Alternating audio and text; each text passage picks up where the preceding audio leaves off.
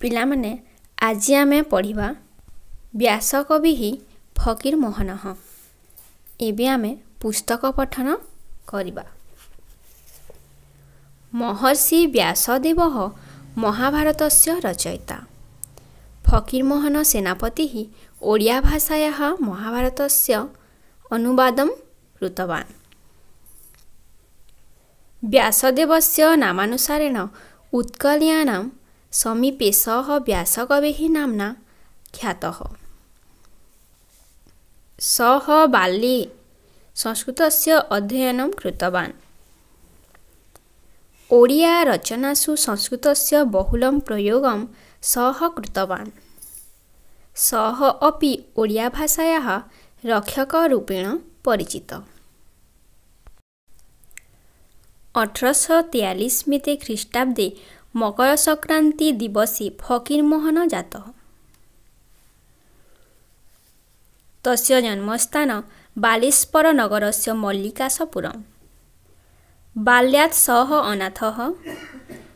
पितामही तस्य लालनपालनम् अकरोत्। तस्य बाल्यकालः अतीव दुःखपूर्णः आसीत्। सः प्रथमतः बारवाटी विद्यालये प्राथमिकं शिक्षां प्राप्तवान्। अनन्तरं सः तत्र एव शिक्षकः अभवत्। सः तदनन्तरं मिशनविद्यालये प्रधानशिक्षकरूपेण नियुक्तः। तस्य प्रखरा बुद्धिः आसीत्। आङ्ग्लसर्वकारेण सः देवानीतिपदे नियोजितः। सः नीलगिरि, ढेङ्कानाल, केन्दुझर, दशपल्लादि स्थानेषु जनहितकरं कार्यं कृतवान्। सः संस्कृतस्य प्रचाराय नीलगिरिनगरे संस्कृतविद्यालयं स्थापितवान्। संस्कृत, रामायण, महाभारत, उपनिषदा ग्रन्थानां सः ओडिया भाषायाः अनुवादं कृतवान्। ओडिया भाषायाः कृते फकीरमोहनस्य दानम् अतुलनीयम्। ओडिया साहित्यस्य सः प्रथमः कथाकारः उपन्यासकारश्च। तस्य रेवतीकथा प्रसिद्धा। तत्र रेवत्याः चरित्रं कुसंस्कारस्य, अन्धविश्वासस्य च द्योतकं भवति। तस्य पेटेण्ट् मेडिसिन्, डाग्मुन्शी, राण्डिप्यो अनन्ता, धुलियाबाबा प्रभृति कथा अधुनादि जीविता इव अनुभूयन्ते। तस्य 6 माण 8 गुण्ठ उपन्यास अतीव लोकप्रियः। सः अपि लछमा, मामू, प्रायश्चित्त इति उपन्यासानां रचयिता। ओडिया भाषायाः सुरक्षार्थं सः सेनापतिरूपेण कार्यं कृतवान्। तस्य निष्ठापर नेतृत्वेन ओडिया भाषा स्वमर्यादां प्राप्तवती। अतः उत्कलीयाः तं सेनापतिः इति कथयन्ति। 1918 वर्षे सः रजसंक्रान्तिदिवसे दिवङ्गतः। उत्कलीयानां समीपे सः चिरस्मरणीयः सञ्जातः। अधुना बालेश्वरनगरस्य मल्लिकाशपुरे तस्य स्मृतिपीठं शोभते। तत्र प्रतिवर्षं तस्य जन्मदिनस्य पालनं भवति। बालेश्वरे तस्य नाम्ना एकः विद्यालयः स्थापितः अस्ति। वर्तमान आमे केतोटी शब्दार्थ जानिबा।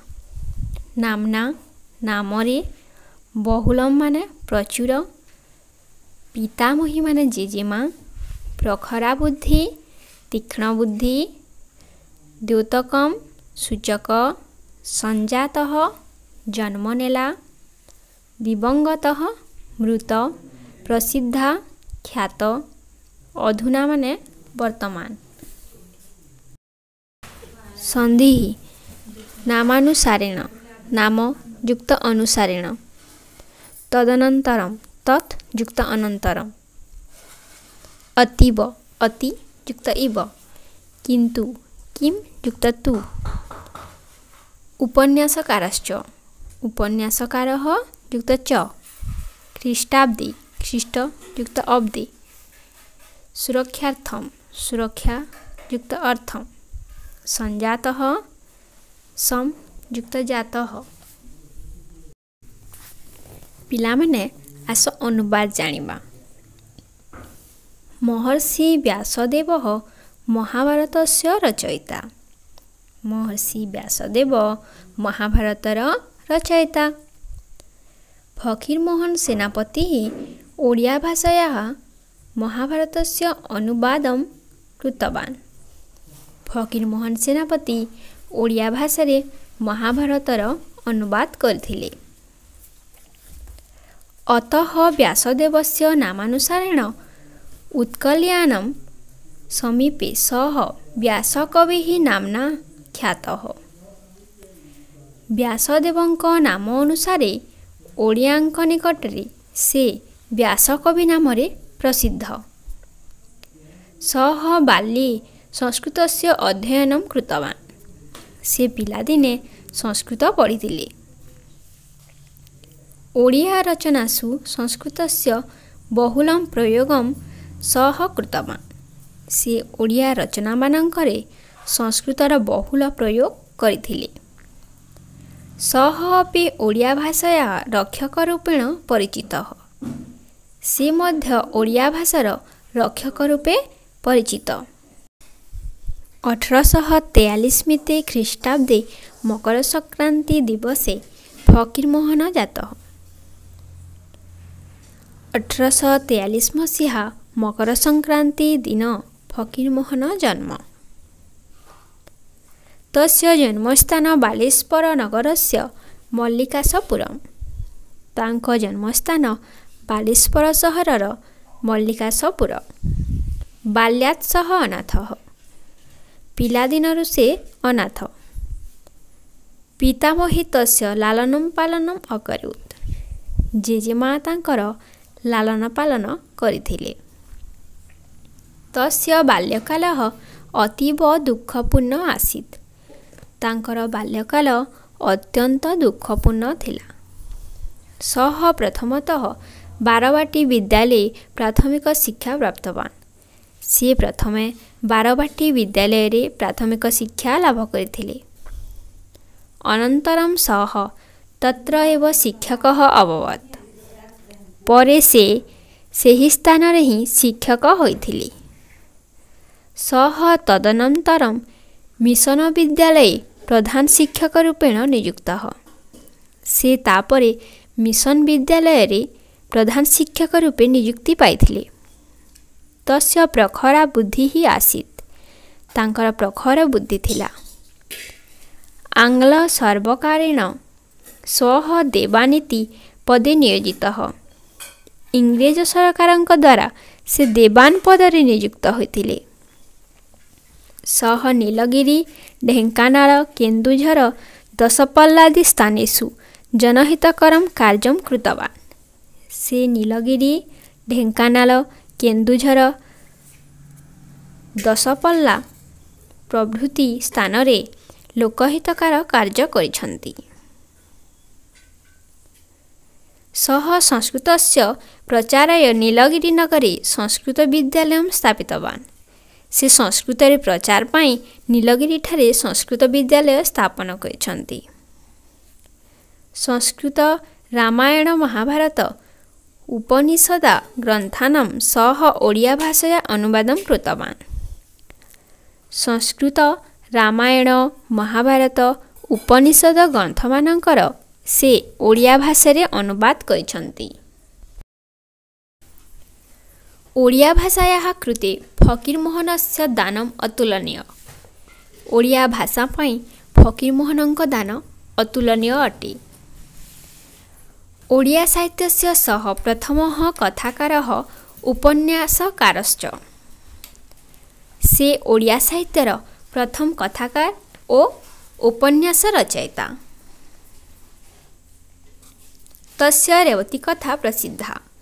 तांकर रेवती गल्प प्रसिद्ध। तत्र रेवत्याः चरित्रं कुसंस्कारस्य अन्धविश्वासस्य च द्योतकं भवति। सेथिरे रेवतीर चरित्र कुसंस्कार ओ अंधविश्वासर सूचक अटे। तस्य पेटेंट मेडिसिन डाकमुंशी डांडीपुओ अनंता धुलिया बाबा प्रभृति कथा अधुनानि जीविता इव अनुभूयन्ते। तांकर पेटेंट मेडिसिन डाकमुंशी डांडीपुओ अनंता धुलिया बाबा प्रभृति कथा वर्तमान मध्य जीवित। तस्य 6 माण 8 गुंठ उपन्यास अतीव लोकप्रिय। तांकर 6 माण 8 गुंठ उपन्यास अत्यंत लोकप्रिय। सः अपि लक्ष्मा मामू प्रायश्चित इति उपन्यासानां रचयिता। से मध्य लक्ष्मा मामू प्रायश्चित नामक उपन्यास गुड़िकर रचयिता। ओडिया भाषायाः सुरक्षार्थं सः सेनापति रूपेण कार्यं कृतवान्। ओडिया भाषार सुरक्षा निमन्ते से सेनापति रूपे कार्य करुथिले। तस्य निष्ठापर नेतृत्वेन ओडिया भाषा स्वमर्यादां प्राप्तवती। तांक निष्ठापर नेतृत्वरे ओडिया भाषा निजर मर्यादा लाभ करथिला। अतः उत्कलीयाः त्वं सेनापतिः इति कथयन्ति। एणु ओडिया लोकमाने तांकु सेनापति बोली कहन्ति। 1918 वर्षे सः रजसंक्रांति दिवसे दिवंगतः। 1918 मसीहा रजसंक्रांति दिन से स्वर्गप्राप्ति हेले। उत्कलीयानां समीपे सः चिरस्मरणीयः सञ्जातः, किन्तु ओडियाङ्क निकटरे से सदा स्मरणीय। अधुना बालेश्वर नगरस्य मल्लिकाशपुरे तस्य स्मृतिपीठं शोभते। वर्तमान बालेश्वर सहरर मल्लिकाशपुरे तांक स्मृतिपीठ शोभा पाउछि। तत्र प्रतिवर्षं तस्य जन्मदिनस्य पालनं भवति। सेठारे प्रतिवर्ष तांकर जन्मदिन पालन हुए। बालेश्वरे तस्य नाम्ना एक विद्यालयः स्थापित अस्ति। बालेश्वररे तांकर नामरे गोटिए विश्वविद्यालय स्थापित होइछि।